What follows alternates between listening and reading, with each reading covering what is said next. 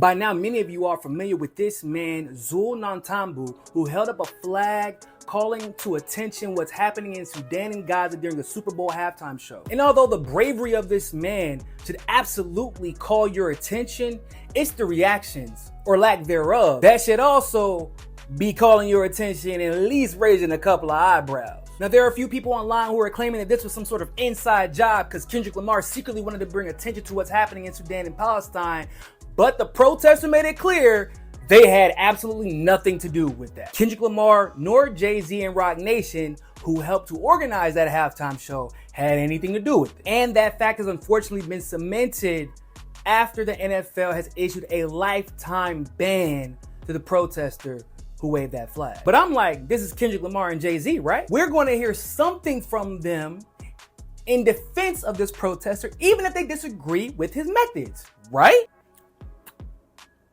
Yeah, nothing, not a goddamn thing. Both of them have been completely silent. And I'm gonna express to you the importance of how loud this silence is. Now, for many people, they consider Kendrick to be an activist, conscious type of rapper because of some of the music he's made in the past and his album like To Pimp a Butterfly. There were even articles done talking about decrypting the symbolism in Kendrick Lamar's Super Bowl halftime show, talking about the references to the struggles of the black community and what's meant to be an overall general critique of America. I'm gonna let you guys in on a little secret. If you are actually a truly conscious rapper, you don't get Super Bowl halftime performances, nor do you get uplifted by the mainstream. Even though Kendrick Lamar just recently won a string of Grammys, people forget that Kendrick Lamar openly criticized the Grammys in 2014 after he felt like he was snubbed when Macklemore won. He and others even alluded to the fact that the Grammys are effectively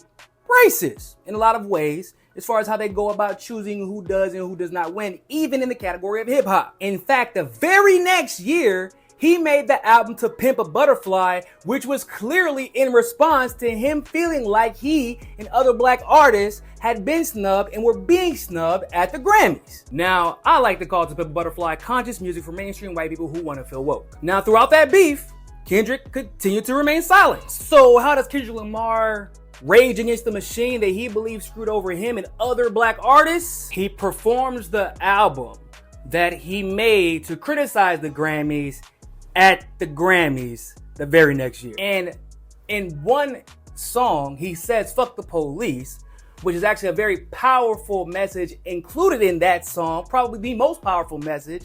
And he makes sure to censor that part out as he's performing at the Grammys, which he had previously criticized for being racially apathetic. Now, Mr. Conscious has also been noticeably quiet on the issue of Palestine, which has become all the more clearer considering that this man has got a lifetime ban. This protester got a lifetime ban, and Kendrick Lamar has said absolutely nothing about it. Even stranger, Kendrick Lamar was given 5 Grammys for making a diss song about another man, which never happens. And the diss was about the artist Drake, who many of you are familiar with.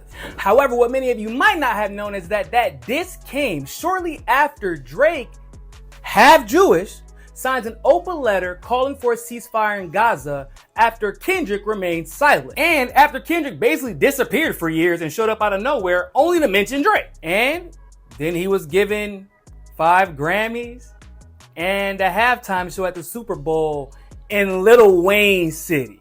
I mean, come on, if you know, you know. I'm just saying, to me, it seems like somebody has been rewarded for their complicity. And then there's Jay Z, who has only partnered with the NFL in helping them select the halftime show because of his open criticisms of how they blackballed Colin Kaepernick. He literally says in a song, "I said no to the Super Bowl. You need me, I don't need you," referring to the NFL and referring to the fact that he refused to perform because of their treatment of Colin Kaepernick. Fast forward, he closes this deal with the NFL. This man gets arrested, detained, and then has a lifetime ban that Jay Z could obviously prevent from happening because of his partnership with the NFL. And where's Jay Z at? What's the point of the symbolism if your actions don't follow? What's the point of protesting if you're only going to protest when you feel like you've been wrong, but when a genocide is happening, you go silent? What's the point of having black faces in high places if they're going to suppress the voices who are speaking for the black faces who can't speak for themselves or don't have the platform to do so. With people like Kendrick Lamar and Jay Z, this is the type of representation that does more harm than good, because they had a chance to reward that man for being as brave as he was, but instead have been silent, let the NFL punish him, and they aren't even trying to give him a platform or use this opportunity to bring attention to the issues he's calling attention to, being the genocide in Gaza and a Sudan that's beriddled with war because of the actions of the United States and its allies. And it's dangerous because you have people defending the fact that Kendrick was silent, defending the fact that Jay Z is silent, forgetting the fact that the reason Jay Z has his position and the reason y'all supposedly like Kendrick is because of them bringing attention to issues that needed attention. So it's time that we stop this celebrity worship. Let's end it. And let's start celebrating these people like Nantambu, who are actually bringing attention to the issues that matter in this world. And I'm not talking about the type of attention that comes when the cameras are off and the lights are low and there's nothing to risk. I'm talking about the type of attention where there's everything to risk and everybody is watching. This is what we should be celebrating. And these are who these celebrities with platforms should be defending.